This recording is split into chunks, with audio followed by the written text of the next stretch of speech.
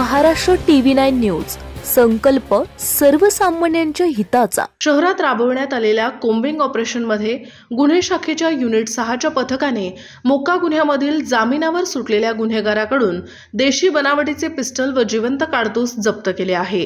अनिकेत यादव असे या गुन्हेगाराचे नाव आहे। शहर पोलीस दलाकडून 13 फेब्रुवारी रोजी कोम्बिंग ऑपरेशन आयोजित केले होते। या दरम्यान गुन्हे शाखेच्या युनिट 6चे पथक लोणी काळभोर परिसरात गुन्हेगार चेक करत होते। त्यावेळी मिळालेल्या माहितीवरून पोलिसांनी गुन्हेगार अनिकेत गुलाब यादव याला ताब्यात घेतले। त्याची झडती घेतली असता त्याच्याकडे एक देशी बनावटीचे पिस्टल व एक जिवंत कारतूस मिळून आले।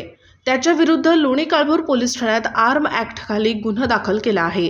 ही कामगिरी अपर पोलीस आयुक्त शैलेश बलकवडे, पोलीस उपायुक्त निखिल पेंगळे, सहाय्यक पोलीस आयुक्त राजेंद्र मुळीक यांच्या मार्गदर्शनाखाली पोलीस निरीक्षक वाहिद पठाण, सहाय्यक पोलीस निरीक्षक मदन कांबळे, पोलीस उपनिरीक्षक रामकृष्ण दळवी, पोलीस अंमलदार बाळासाहेब सकटे, रमेश मेमाणे, नितीन मुंढे, कानिफनाथ कारखेले, ऋषिकेश ताकवणे, सचिन पवार, ऋषिकेश व्यवहारे, शेखर काटे, गणेश डोंगरे, समीर पिलाने, नितीन धाडगे, बाळासाहेब तनपुरे, सुहास तांबेकर, प्रतीक्षा पानसरे, कीर्ती मांदळे यांनी केली आहे।